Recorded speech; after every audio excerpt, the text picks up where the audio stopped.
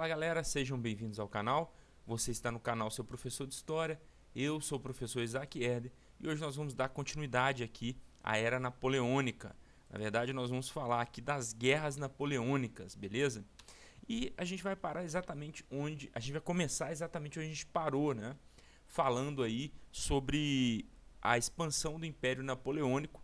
E esse momento foi um momento importante porque é o momento que a gente vai ver Napoleão aí invadindo os outros países e começando uma política externa extremamente agressiva, uma política externa que tinha aí como objetivo principal não só a pura e mera conquista de outros territórios, mas também tinha como ideia acabar com o absolutismo na Europa, né, o que ameaçava a Revolução Francesa, ameaçava as ideias da Revolução Francesa, ameaçava os ganhos, né, que Napoleão acreditava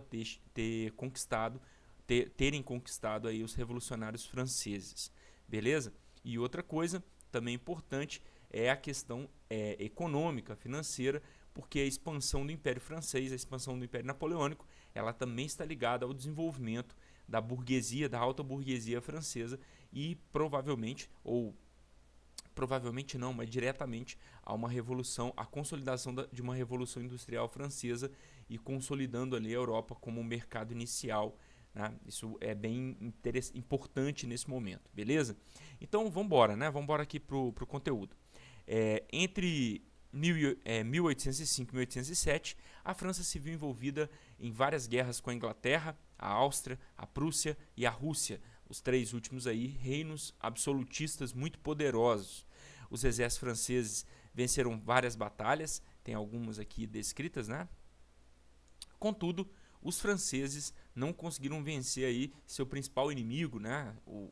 Talvez o maior inimigo dos franceses naquela época, que foram os ingleses, né? Havia um problema que era exatamente a marinha britânica. Era muito superior à marinha de guerra francesa, né? Então era basicamente um impasse, porque a gente tinha o maior exército terrestre, o exército terrestre mais poderoso, que era o exército napoleônico, e a marinha de guerra mais poderosa, que era da Inglaterra. Então havia um impasse. A Inglaterra não conseguia derrotar Napoleão em terra e nem Napoleão conseguia derrotar a Inglaterra no mar. Era um impasse bem complexo aí. E isso levava a meio que um empate técnico, né? Então as duas nações elas tinham um problema ali. Em 1807, os franceses haviam expandido muito o seu território. Nós vamos ver isso aqui no mapa. Consolidando o domínio francês basicamente em todo o continente europeu, apenas algumas regiões não foram tomadas, e nesse contexto as nações assinaram, né, o famoso aí Tratado de Paz de Tilsit. Os exércitos napoleônicos eram superiores, né, já falamos disso aqui, enquanto que a marinha era superior, e daí o impasse entre essas duas grandes potências que, de novo, né, rivalizavam aí, e agora quase que pelo domínio, hegemonia global, hegemonia no mundo todo, tá? Aqui, né, a famigerada Batalha de Trafalgar, na qual a marinha francesa foi derrotada pela marinha britânica, tá? Aqui tem mostrando onde essa batalha aconteceu, né? Ela aconteceu próxima ali do Estreito de Gibraltar, que é aquela parte, né, aquele local ali mais próximo, né, entre Europa e África, né, o norte da África. E aqui, né, a gente pode ver a Espanha e um trechinho aqui da África, né? Aqui dá pra gente ver, a batalha teria acontecido mais ou menos aqui, ó, né? E aqui tá mostrando, né, a armada britânica, né? E aqui a armada francesa junto, né, da armada espanhola, que já havia ficado, a Espanha já estava sob domínio francês. Os franceses já haviam tomado a Espanha, então eles uniram, né, a armada espanhola e a armada francesa, e nem assim eles conseguiram vencer a marinha francesa, a marinha britânica, né? A marinha britânica ela acumulava já décadas, né, de poderio naval, havia passado por processos históricos muito importantes que valorizavam a navegação e fizeram da navegação talvez um dos pontos mais fortes da Inglaterra, da Grã-Bretanha, né, no mundo como um todo. E isso levou, né, a Inglaterra a manter uma marinha de guerra muito poderosa e muito experimentada. Então era muito difícil realmente você vencer a Marinha Britânica. Era quase impossível. Ela era muito poderosa e, além disso, ela era muito bem treinada. Não era só uma questão de equipamento, era também uma questão de treinamento. Era uma questão de prática que eles tinham de sobra, né? E, claro, espanhóis também tinham, franceses também, mas não no nível dos britânicos. E isso resulta aí na Batalha de Trafalgar, quando os franceses são detonados, aí a Marinha Napoleônica ela é detonada. Beleza? Aqui dá pra gente ver, né, esse mapinha ele mostra, né? Eu vou mudar aqui para mãozinha para vocês verem, ó. A gente tem aqui, com exceção de Portugal, né, e basicamente uma boa parte do leste europeu aqui, ó, também fazia parte, né, do Império Napoleônico. Então tudo isso aqui fazia parte do Império Napoleônico, beleza? Era bem grande, né? O Império Napoleônico ele chegou ali uma extensão enorme, né?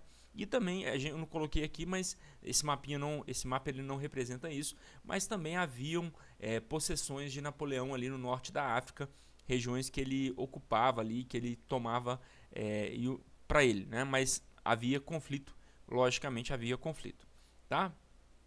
O Império, né? A gente pode entender o Império com as suas políticas externas aqui de algumas maneiras. Então, vamos lá, né? A Inglaterra era a principal rival mundial da França, exatamente porque elas disputavam esses mercados mundiais, eram duas potências, e agora a França havia passado por esse processo de revolução industrial, então a França também buscava mercados consumidores, também buscava fontes de matéria-prima barata, e obviamente essas fontes estavam nos territórios coloniais, então a França napoleônica agora ela queria chegar e retomar os seus antigos, né, as suas antigas colônias, né, reestabelecer suas antigas colônias e expandir isso, tá?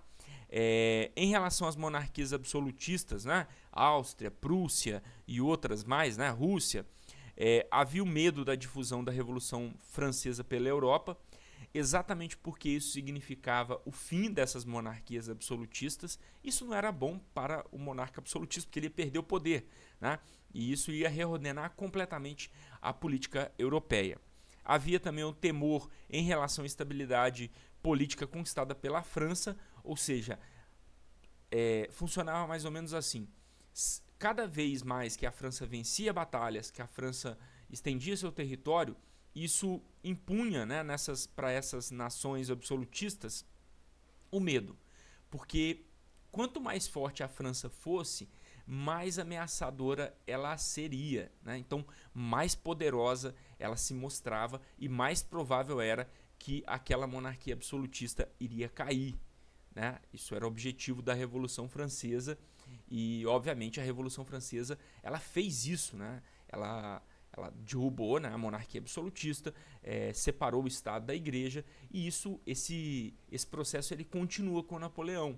Então, para qualquer nação absolutista, para qualquer nação que tinha aquela estrutura do antigo regime, do primeiro, segundo e o terceiro Estado, que obviamente é uma relação que mantém ali o primeiro e o segundo Estado numa situação de privilégios, a França napoleônica ela era a ameaça por excelência, porque ela predizia, né, ela dizia que ela iria acabar com o que eles eram. Então ela é uma ameaça às monarquias absolutistas por excelência, né? Era a Revolução Francesa materializada, expandindo aí, né, as ideias do iluminismo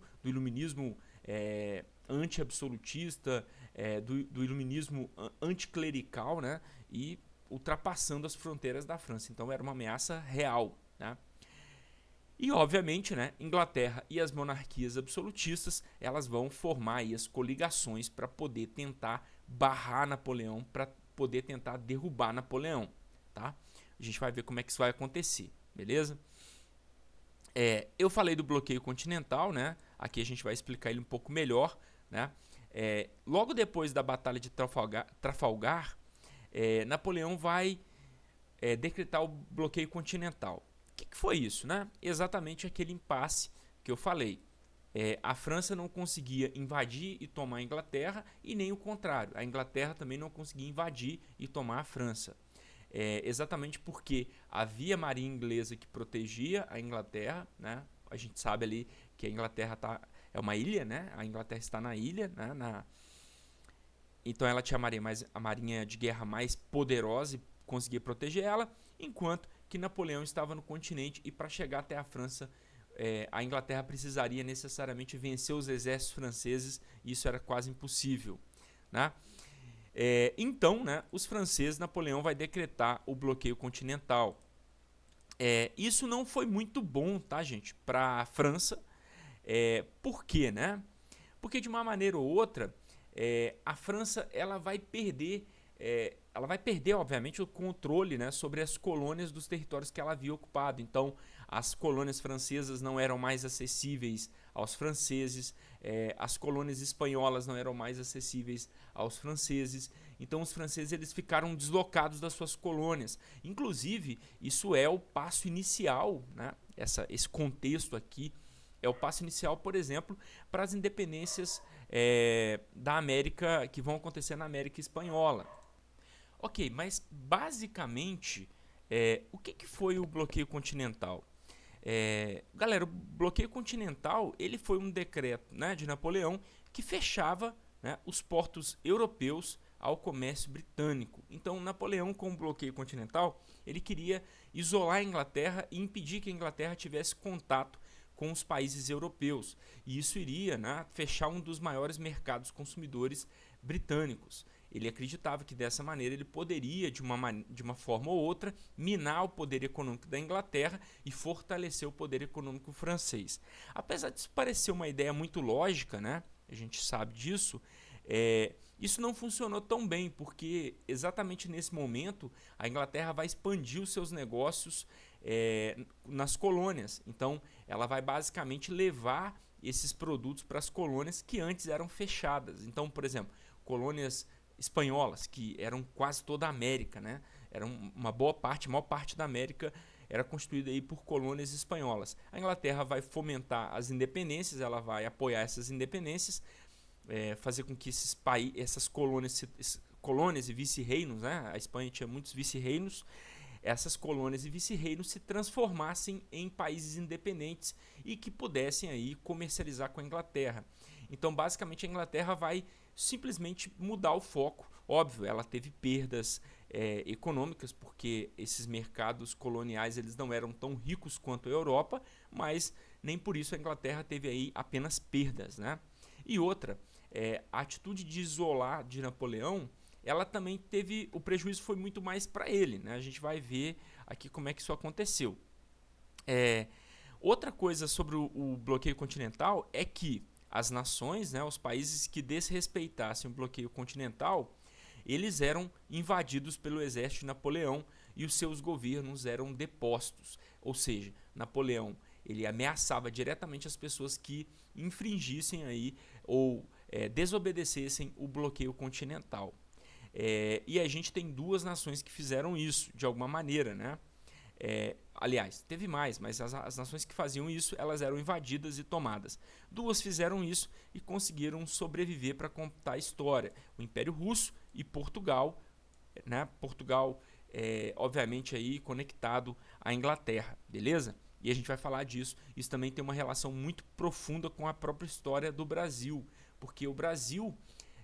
muito do processo de independência do Brasil, do processo aí de formação de uma administração local, uma administração descentralizada que vem para o Brasil, né? Na verdade, a gente tem a transferência de toda a metrópole para o Brasil, toda a corte vem para o Brasil e o Brasil vai tomar uma outra posição, uma outra postura aí devido a esse contexto, né, da fuga da família real de Portugal e da sua vinda para o Brasil. Né? A gente tem uma troca, né, uma inversão administrativa, a metrópole deixa de ser lá em Portugal e vem para o Brasil, mudando aí completamente a dinâmica do Império Português, e depois a gente vai falar disso em outros momentos aí. É um assunto bem legal aqui que a gente pode conectar aqui com o bloqueio continental que fez isso. Mas vamos terminar de ver aqui. Nesse mapa a gente pode ver, né, como é que era o bloqueio continental, né? Essa linha pontilhada vermelha aqui, ela é a linha do bloqueio continental, beleza? Aí tá falando aqui, né, as áreas napoleônicas, né, obviamente, mas de azul aqui as áreas onde era proibido, né, então esses países eles não podiam aí comprar produtos ingleses ou negociar produtos com os ingleses, isso era proibido, tá? Uma charge mostrando, né, a Inglaterra e a França, né, representadas ali de um lado Napoleão e do outro um inglês, e eles ali se servindo, né, do mundo, enquanto a gente pode ver nesse detalhezinho aqui, é bem legal, Napoleão está pegando ali a Europa para ele, né, a Inglaterra ela pega ali os oceanos, né, fazendo uma metáfora a essa questão da marinha poderosa e tudo mais, tá? O fim do período napoleônico, agora a gente vai falar já do finalzinho, né? Como eu disse para vocês, nem Portugal e nem Rússia aceitam, né? Porque ambas, né, tinham aí relações que dependiam do comércio externo, né? Portugal basicamente é uma nação voltada para o mar e dependia muito do comércio com a Inglaterra. Havia lá o Tratado de Panos e Vinhos. Em outros vídeos a gente vai falar disso, vídeos sobre a história do Brasil, né, do período do Reino Unido e da chegada da família real, nós vamos falar sobre isso. Vocês podem ficar tranquilos que nós vamos falar disso com mais calma. Mas, resumo, né, esses países eles não conseguiam, né, ficar ali sem o comércio com a Inglaterra, era quase impossível, né? E aí a gente tem essas duas campanhas que vão marcar, né, o fim do período napoleônico. Então, tanto a Rússia quanto Portugal desobedecem o bloqueio continental e são invadidas pelo exército napoleônico. E as duas campanhas, tá, gente, não foram boas para Napoleão, né?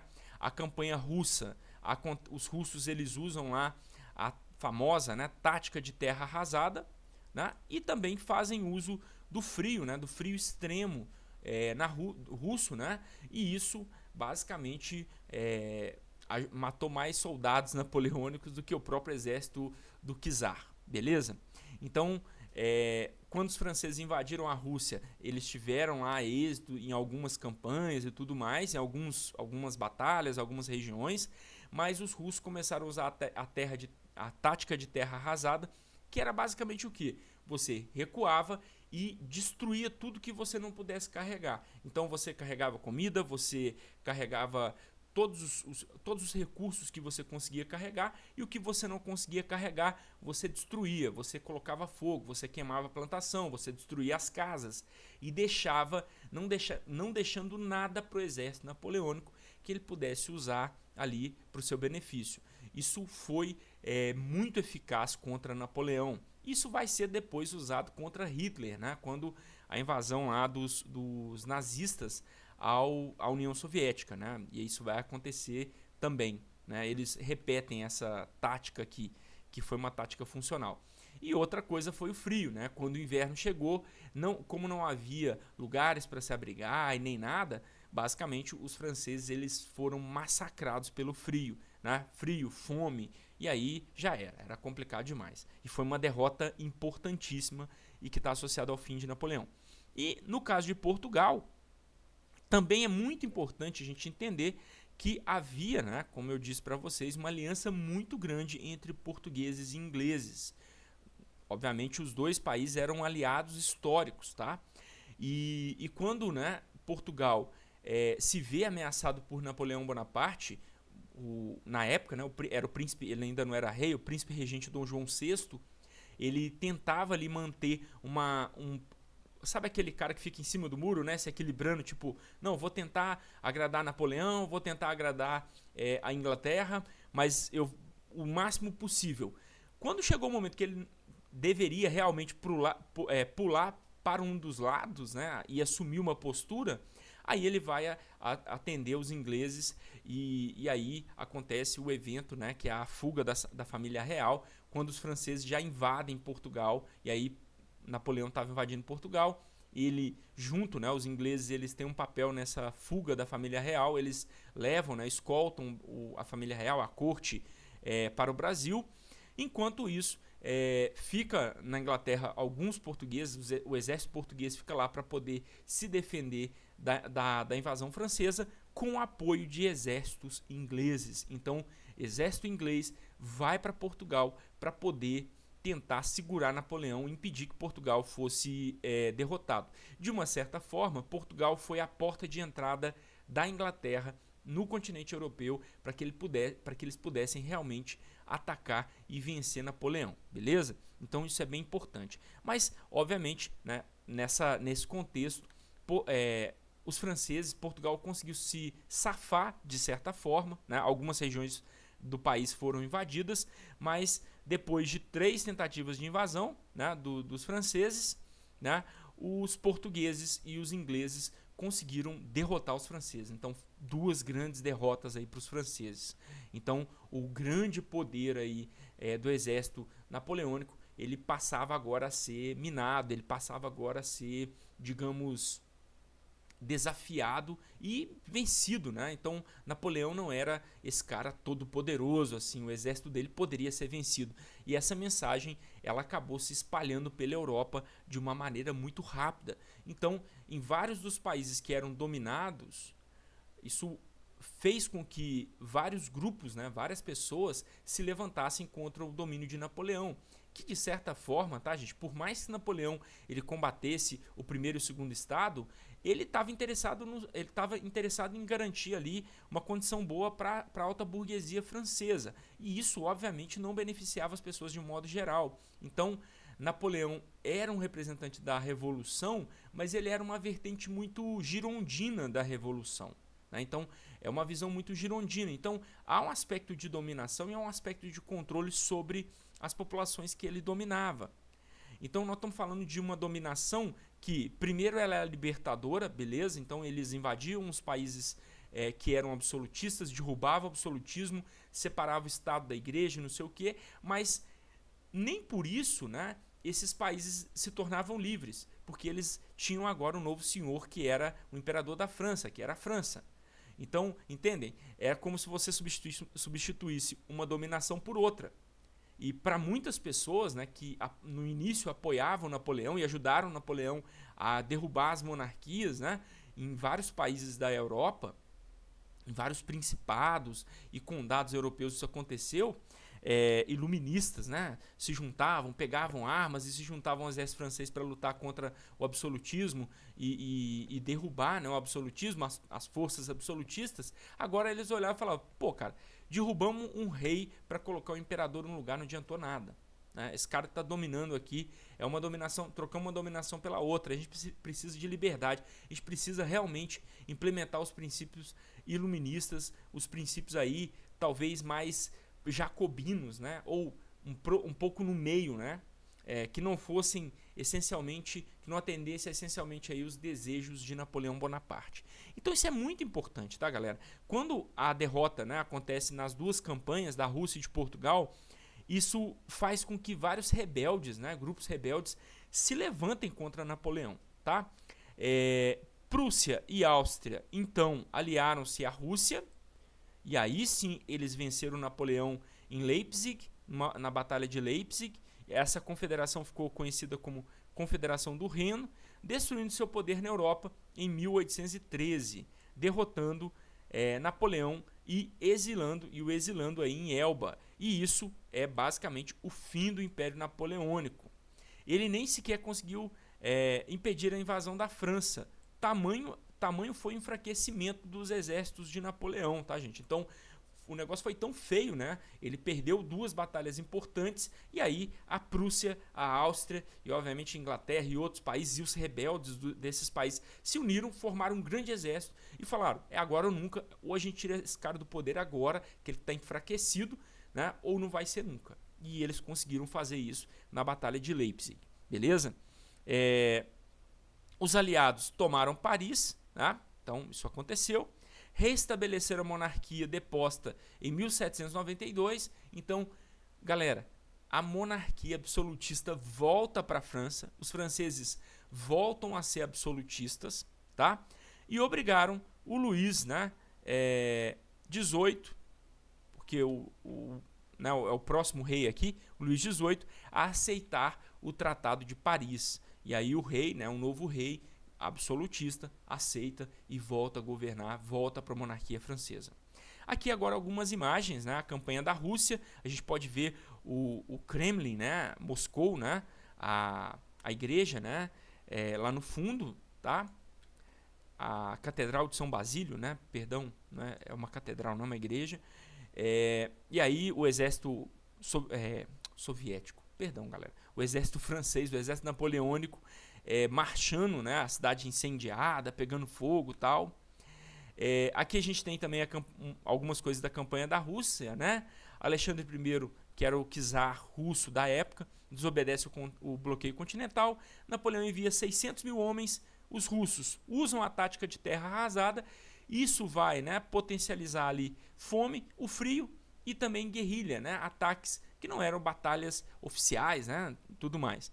O exército de Napoleão bate em retirada. Apenas 100 mil homens, né, 100 mil soldados sobreviveram à campanha da Rússia. Ou seja, 500 mil de pessoas, né, morreram, pereceram ali em território russo.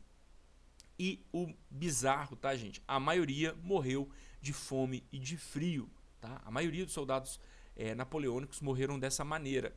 E isso vai ser, lógico, isso vai ser um baque violento para Napoleão, perder aí 500 mil de soldados. Né? Nós estamos falando do começo do século XIX, né? Isso era um exército formidável e foi uma perda de poder que ele precisou muito disso lá para poder impedir a tomada de Paris. Tá?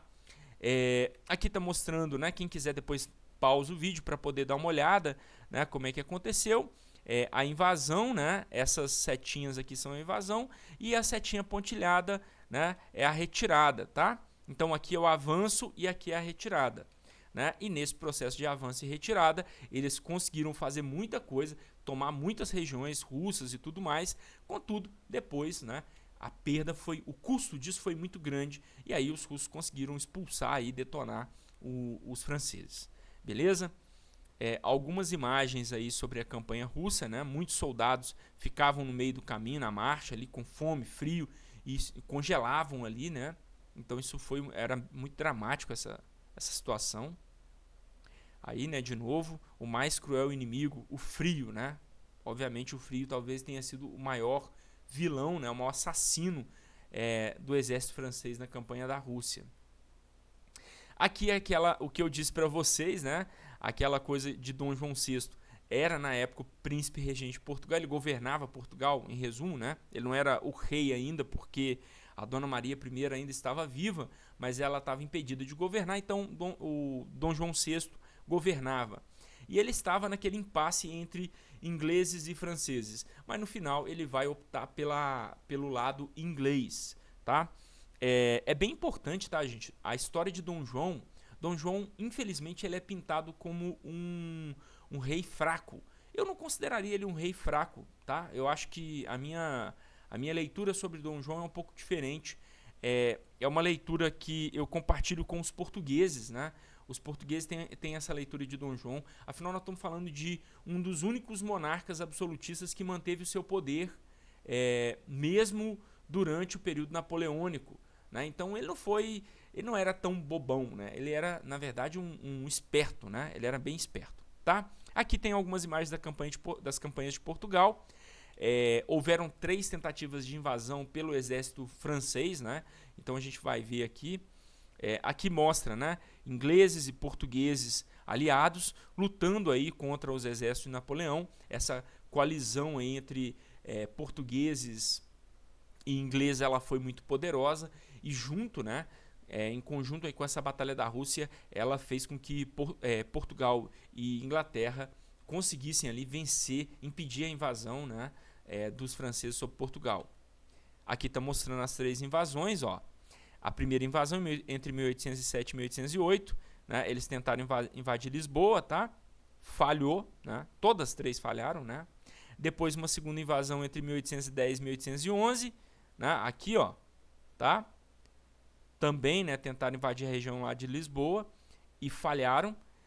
Perdão, eu expliquei a terceira, né, que foi a última. A segunda em 1809 aqui em cima, né?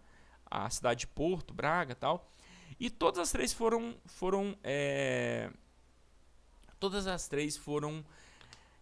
a invasão foi impedida, tá, galera? E aqui tá mostrando as batalhas, né? Quem quiser pausar aí, dar uma lida. Eu sei que o mapinha não tá muito bom, mas dá para dar uma lida aqui, tá? Então, de 1807 a 1811, os franceses tentaram invadir Portugal e foram impedidos por essa coalizão entre ingleses e portugueses, tá? Desgaste do exército francês na Espanha, eu falei disso, né? A Espanha, ela era domínio de Napoleão. Napoleão já havia tomado a Espanha há muito tempo, mas havia ali os rebeldes, pessoas que eram contra Napoleão e na época do domínio ficaram quietos porque sabiam que se levantar contra Napoleão significava morte certa, né? Seria ali detonado porque não tinha como fazer nada. Mas agora, Napoleão perdendo em duas regiões, né? Na Rússia e em Portugal, agora havia uma esperança, tá? E obviamente foi a hora de você se voltar contra um exército que já estava fragilizado, né? Que tinha tentado invadir Portugal 3 vezes e tinha perdido nas 3 vezes, e aí você ataca esse exército, é o momento ideal, né? Nova coligação, e aí essa coligação é bem importante, né? A gente pode ver aqui os países, né? Então, Inglaterra, Áustria, Prússia, Rússia, em 1813, logo depois dessas derrotas, né? Vencem as tropas enfraquecidas de Napoleão em Leipzig. Essa batalha fica conhecida como a Batalha das Nações, porque ela reuniu vários países contra Napoleão, né? Foi preciso unir a Europa quase toda para poder derrotar Napoleão.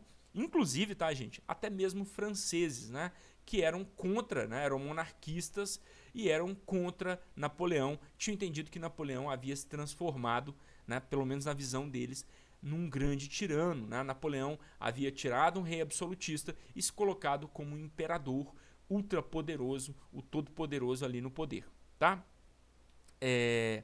Mas apesar disso, tá, gente, Napoleão também é visto como um grande líder. Até hoje, né? Muitas pessoas defendem Napoleão aí como o cara, né? E aí ele foi destronado, ou seja, ele foi tirado do poder e obrigado a assinar o Tratado de Fontainebleau.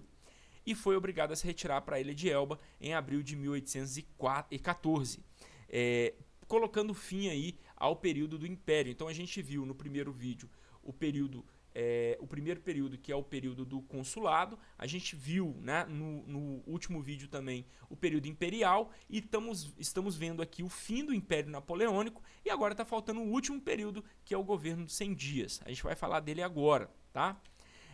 E aqui Napoleão se retirando, né, depois da derrota e tudo mais, né, a Batalha de Leipzig, a Batalha das Nações, tá? Aqui mostra, né, onde que tá, né, a Ilha de Elba, beleza? Ficava próxima ali da Itália, né, Itália e aqui nessa região aqui a França, né? Então foi uma tentativa, Napoleão, uma charge mostrando ele lá, né, exilado, proibido, né, de continuar a sua expansão e tudo mais. E agora a gente vai fechar isso aí, o governo de 100 dias, para a gente poder terminar a matéria. Preso na ilha mediterrânea de Elba, Napoleão fugiu em março de 1815, né? Ele sabia que ele ainda tinha poder e restaurou o Império Francês. Retomou o poder na França, né, obviamente, e aí estabeleceu o governo de 100 dias. Contudo, foi detido pela última coligação europeia contra a França. De novo, as nações se uniram, viram a ameaça de novo, falaram, opa, antes desse cara crescer, a gente precisa impedir ele. Os ingleses derrotaram, né, os franceses aí em Waterloo, a famosa Batalha de Waterloo, na Bélgica. Napoleão foi novamente exilado, só que agora os ingleses decidiram, não vamos colocar esse cara perto aqui da Europa não, vamos colocar ele no lugar mais difícil de se encontrar e difícil de sair, né, difícil de fugir, que é uma ilha lá no Atlântico Sul. Tá? Eu vou mostrar aqui no mapa para vocês, tá? Que é a ilha de Santa Helena, ó.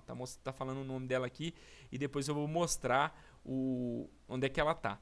E Napoleão ficou exilado lá, onde morreu em 1821. Para algumas pessoas, Napoleão foi envenenado, tá? Ele foi lentamente envenenado, né? Até que ele adoecesse e aí ele morresse de uma doença que ninguém sabia explicar o que foi.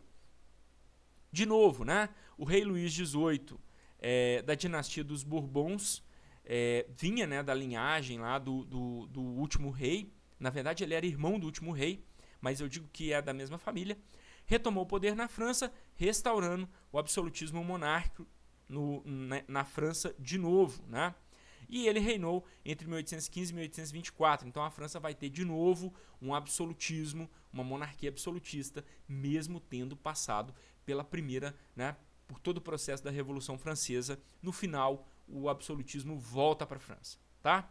Perseguiu e massacrou liberais, né, esse monarca absolutista, e também os bonapartistas, tá? Então, revolucionários eram perseguidos e bonapartistas ou partidários de Napoleão Bonaparte eram também perseguidos, beleza? Entre 1814 e 1815, as nações vitoriosas realizaram o famoso Congresso de Viena, buscando restabelecer o equilíbrio entre as grandes potências europeias. A Inglaterra consolidou, né, a sua supremacia marítima e colonial.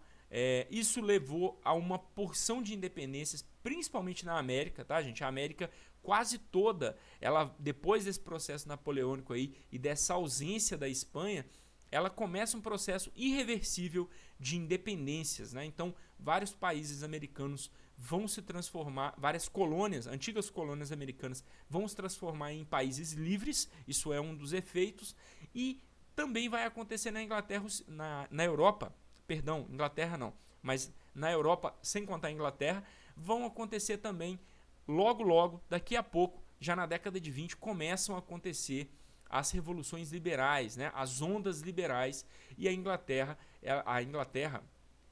que estava lá separada de certa forma, vai consolidar o seu grande poder no mundo. Então, são 3 efeitos principais: independência das antigas colônias na América, ondas liberais, né? O ideário da Revolução Francesa, ele já havia se disseminado e ele colocaria, de certa maneira, aí um fim, né, ao pensamento, às monarquias absolutistas e também a essa participação da igreja no Estado. Isso já estava caducado, isso já tinha caducado absurdamente. E outro, a Inglaterra vai se tornar a toda poderosa. Então o Congresso de Viena, além disso, eles vão criar a Santa Aliança, que seria uma aliança militar para poder impedir, né, qualquer ação aí que tentasse voltar com a Revolução Francesa. Era como se fosse um gatilho, né? Tipo, se uma revolução liberal surgir, nós vamos combatê-la, né? As nações absolutistas fizeram isso. Aqui fala um pouquinho mais do governo de 100 dias. Eu não vou explicar de novo, porque a gente já falei disso, né? Aqui o mapa, né, que eu falei com vocês. A ilha de Santa Helena, né? Ela está bem isolada no meio do Oceano Atlântico, do Atlântico Sul, tá? E aqui a morte de Napoleão, né? Quando ele morreu, algumas pessoas acreditam que ele foi envenenado, outras não, né? Isso é bem importante. Uma pintura do rei Luís XVIII, tá? Neto do Luís XV, irmão de Luís XVI, beleza? O Congresso de Viena, né? Também é importante que depois da derrota de Napoleão em Leipzig, né, eles se uniram, formaram lá, né, o Congresso de Viena. Em alguns dias esse Congresso de Viena ele durou ali, e durante esse processo do Congresso de Viena, eles redesenharam o mapa político do continente europeu, tá?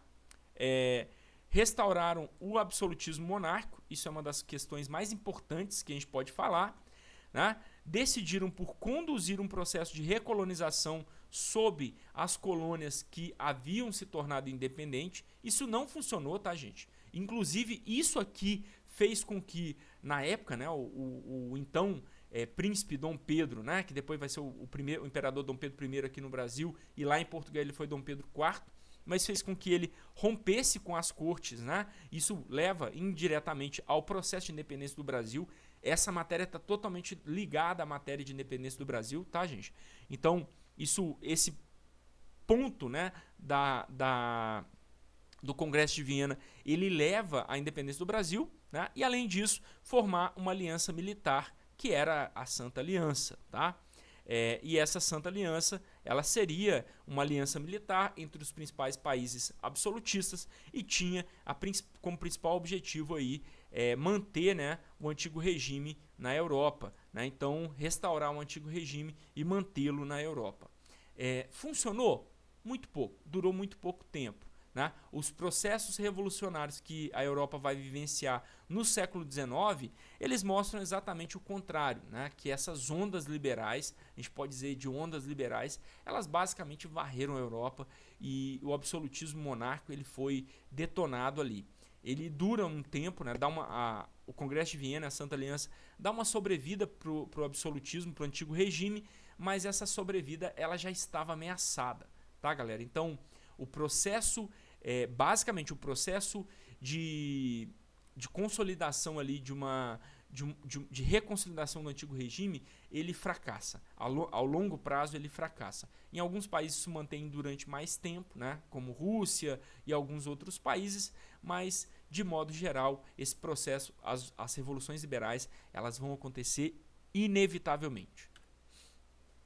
Uma imagem sobre o Congresso de Viena, tá? Aqui a reorganização do mapa europeu, né? A gente tem aqui umas coisas importantes para a gente falar. A França volta a ser, né? França. Itália e Alemanha, né? Elas ainda estavam, né? Ainda não haviam passado pelo seu processo de unificação. Então, na verdade, a gente tinha ali uma verdadeira coxa de retalhos, né? Formando ali vários países, principados, reinos, enfim. Né? Então, era literalmente a Europa, né? Principalmente a Europa Central e o leste europeu, ele ainda estava uma verdadeira bagunça, né? A gente não tinha ali ainda uma formação muito próxima do que a gente conhece, né? Isso só vai acontecer, ou começa a acontecer, durante a Primeira e Segunda Guerra Mundial, que caminha mais para esse modelo, né? Esse mapa que a gente conhece. Aqui é um mapa mais fragmentado. Quem quiser, pausa, dá uma estudada aí no mapa. Esse é um mapa bem completo, tá? E por último, tá, gente? Agora eu já estou fechando, né? A gente fechando aqui o nosso vídeo, mostrando aqui, né, o mausoléu de Napoleão, a máscara da morte dele, o túmulo dele, tá? E aqui o monumento, né, o prédio onde está lá o corpo de Napoleão. Ainda hoje, para muitos franceses, Napoleão é um herói, um grande herói aí, um dos caras, o líder da revolução e tudo mais, beleza? É isso, tá, gente? A gente fecha a matéria por aqui, beleza? E logo nós teremos mais vídeos aí sobre a história europeia pós-Napoleão. Eu acho que é uma parte da matéria que é um pouco negligenciada, que são as revoluções liberais, e eu vou fazer um vídeo bem completo sobre isso. A gente vai falar disso com muita calma, vamos falar da Segunda República Francesa, vamos falar das ondas revolucionárias com bastante calma e num conteúdo bem completo, beleza?